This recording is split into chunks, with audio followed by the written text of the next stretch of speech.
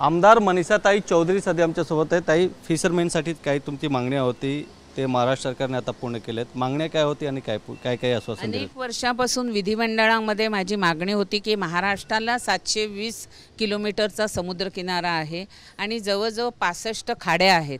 ह्यामध्ये मच्छीमार हा ज्याप्रमाणे जमिनीवर शेती करतात शेतकरी, त्याचप्रमाणे समुद्रामध्ये शेती करणारा हा माझा मच्छीमार बांधव आहे आणि ज्या शेतकऱ्यांना फॅसिलिटीज मिळतात त्या मच्छीमारांना मिळत नव्हत्या।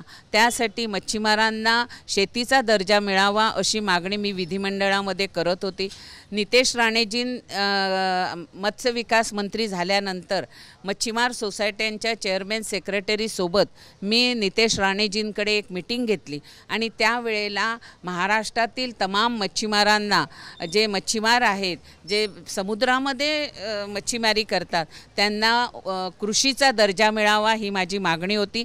आणि राज्याचे मुख्यमंत्री आदरणीय देवेंद्रजी, उपमुख्यमंत्री एकनाथ शिंदे, त्याचप्रमाणे अजितदादा आणि मत्स्य विकास मंत्री नितेश राणे ह्यांनी मच्छीमारांना मत्स्य विकासाला आज शेतीचा दर्जा दिला, त्याबद्दल मी तमाम महाराष्ट्र सरकारचे अभिनंदन करते। आणि ह्यामधून तमाम मच्छीमारांना ह्याचा दिलासा मिळणार आहे। मच्छीमारांवर अवकाळी पावसामुळे म्हणा, वादळांमुळे म्हणा, जो दुष्काळ जाहीर करायला लागतो तो दुष्काळ जाहीर होत नव्हता, तर आता मच्छीमारांना शेतीचा, कृषीचा दर्जा मिळाल्यामुळे आता दुष्काळ जाहीर करू शकते।